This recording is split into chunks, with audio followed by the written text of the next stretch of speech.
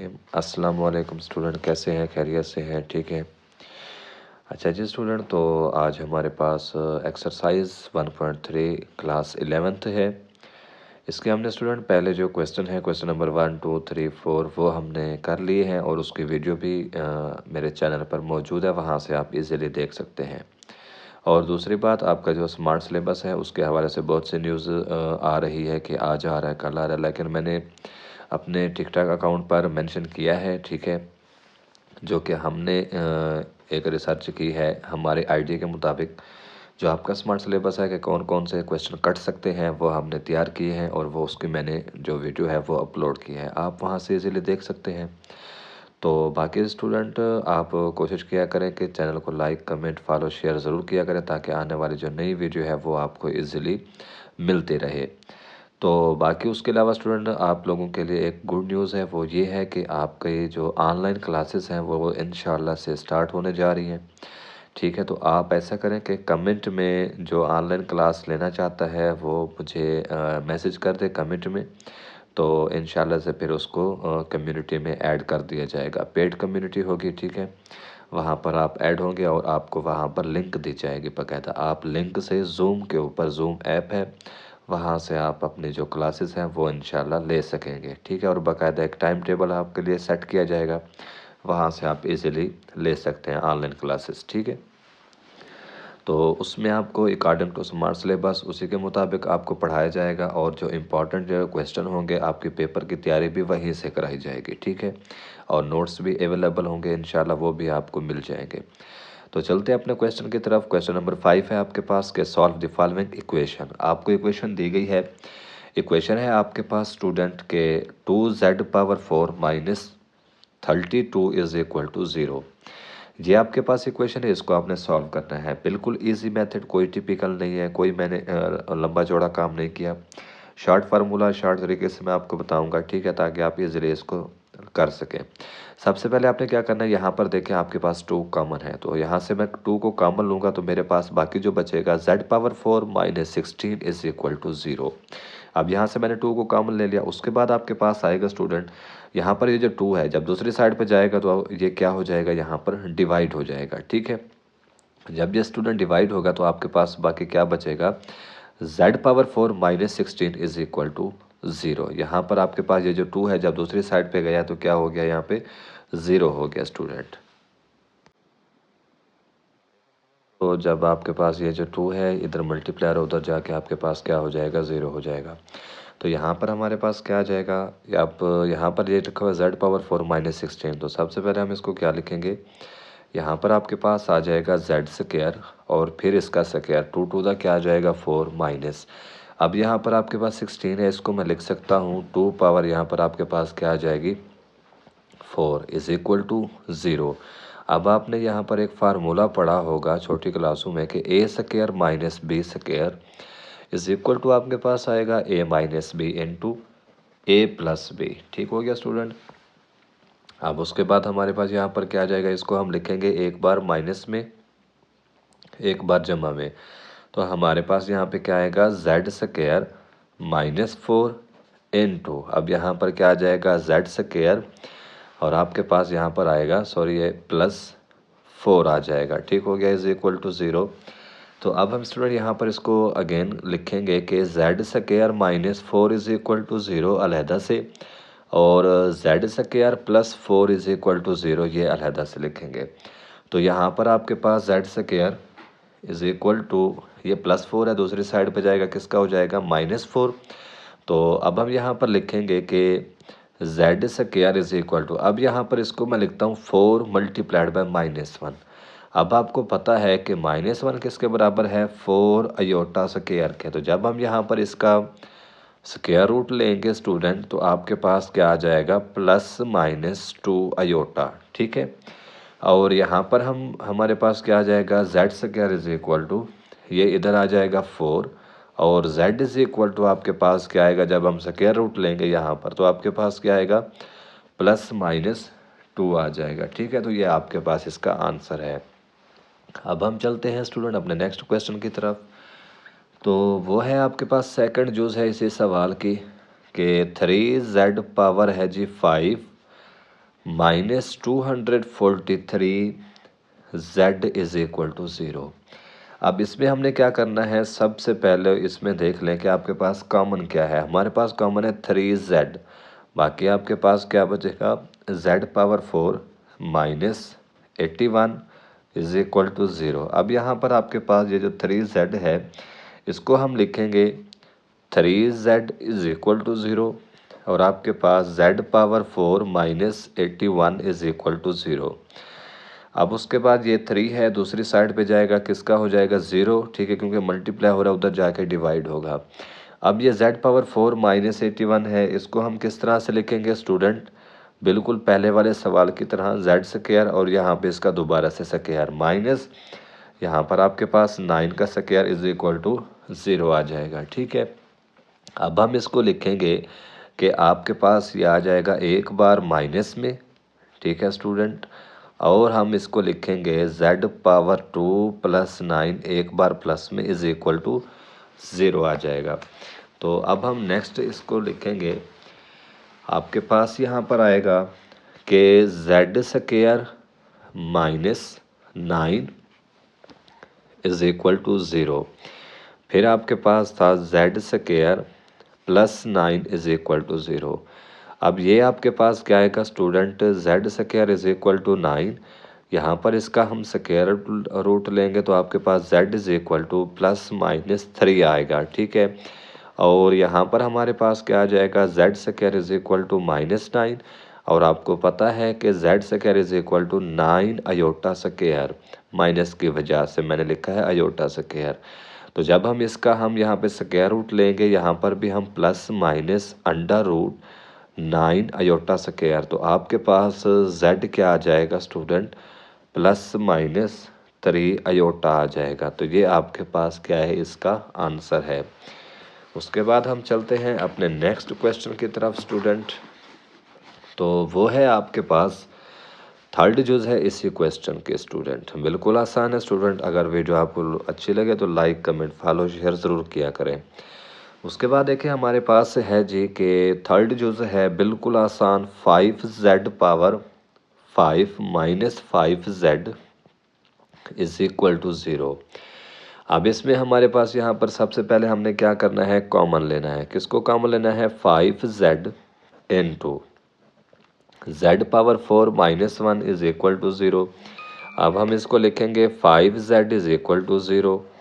उसके बाद हम लिखेंगे z power 4 minus 1 is equal to 0। यहाँ पर स्टूडेंट आपके पास क्या आएगा, z इज इक्वल टू 0, और यहाँ पर इसको मैं लिखता हूँ z पावर 2 और दोबारा से इसका स्क्वायर माइनस 1 और इसका भी क्या आ जाएगा, स्क्वायर इज इक्वल टू 0। अब हम इसको लिखेंगे एक बार प्लस में और एक बार किस में, माइनस में, जिस तरह से हमने पहले वाला सवाल हल किया है। तो ये तो हमने लिख लिया। अब दोबारा से इसको लिखेंगे कि z square minus 1 is equal to 0।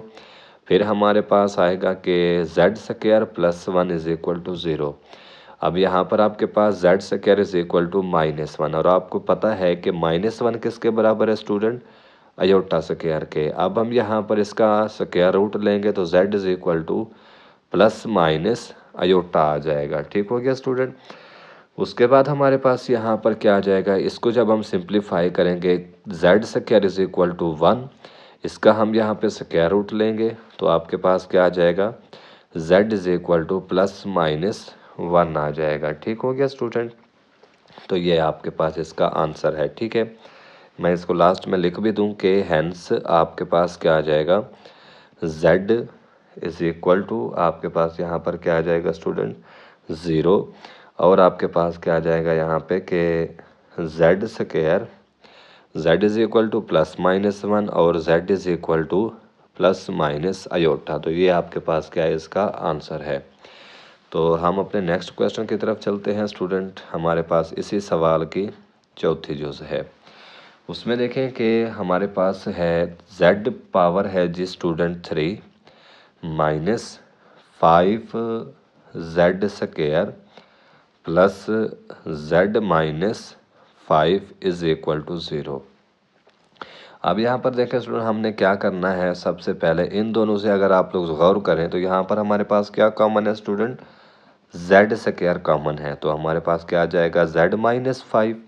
और यहाँ पर आपके पास क्या कॉमन है, +1। तो यहाँ पर भी आपके पास क्या आ जाएगा, z-5 इज इक्वल टू 0। ठीक है, तो आपके पास यहाँ पे क्या आएगा, z² +1 into z-5 is equal to 0।